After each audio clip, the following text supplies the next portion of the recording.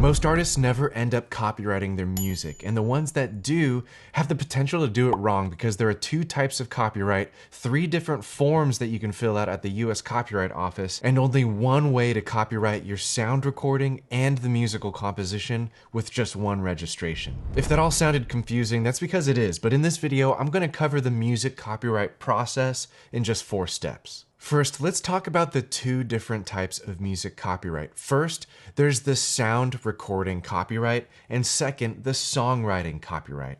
The sound recording copyright is for the master recording. If you are the copyright holder for the master recording, that means that you probably funded the creation of this recording, or you recorded it yourself as an independent artist. Now, if you're signed to a label, the label usually is the owner of the master recording, even though you might have written the song. The label funded the studio time, and you also signed a contract that signs over your master recording rights. Now, the sound recording copyright is important because the recording itself and the instruments and the mix and the master, it's all a creative work. It's a creative work that's separate from the lyrics and the music, and the sound recording gets its own copyright registration. It's important to note that even a cover song is an example of a brand new master recording being created, and whoever funded that new master recording owns the master copyright, even though they're not the composer of the song, and the songwriting copyright is still owned by the original songwriter. That example perfectly leads us to the second form of copyright, the songwriting copyright, or the music and the lyrics themselves. The music and the lyrics of a song are a separate copyrightable work, separate from the master recording. And as you've probably noticed, you can write a song without recording it, and you can even copyright a song that's never been recorded. So if you are the songwriter of the music and the lyrics, then you own this copyright, and it qualifies you to collect your songwriting royalties from a performing rights organization. If you want to learn more about performing rights organizations, I'll leave a link to a video right here, but now you know the 2 types of music copyright, the master recording and the song itself. So that means if you want to use a song, there are actually 2 layers of permissions that you need to go through. You need to get permission to use the master recording, and you need to get separate permission to use the music and the lyrics. Let's look at a quick example. Let's say a film studio wants to use a song in their movie. They can't just use the recording in their film without permission because that would be a copyright violation. They have to get permission to use that intellectual property, but they need to get permission from 2 parties. If they wanted to use the original recording in their movie, they'd have to get a sync license agreement from the master rights holder and the rights owner for the music composition. That can be pretty expensive, but let's say that this film studio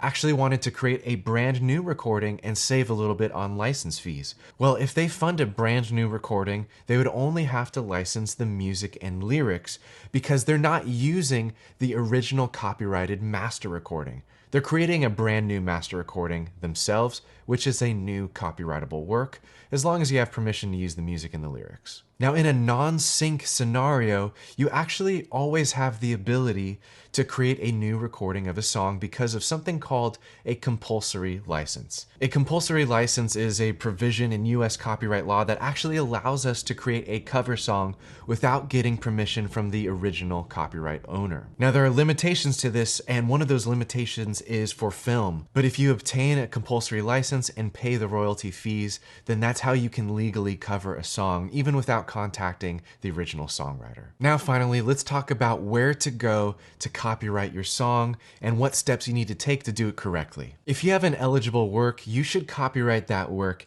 at the Electronic Copyright Office, also known as the ECO portal. I'll leave a link in the description below if you want to check it out yourself, but it's important to note that you need to have a qualifying work in order to submit a copyright registration. In order to qualify, your work obviously has to be original, it has to contain music or lyrics, and it can't be a song title or just a chord progression. Song titles are not copyrightable, and you've probably noticed that many songs have the same song title, and the same is true with chord progressions. Chord progressions do not meet the minimum creativity required in order to become a copyrightable work, and so that's why many songs have similar or even identical chord progressions. Once you've created an account at the Electronic Copyright Office, you're going to have to choose a form in which you're going to register your work. There are a bunch of forms that you can select at the Copyright Office for copywriting all kinds of stuff, but the three forms that are most applicable to musicians are the standard application, the single application, and the group application. The standard application is best if you are copywriting multiple songs within an album, for example, where you are the copyright owner for all of the works. The standard application allows you to add multiple works into one copyright application. And for musicians, that's excellent because we can pay one copyright fee for our 10-track album. But just be sure to copyright the master recording and the music and lyrics separately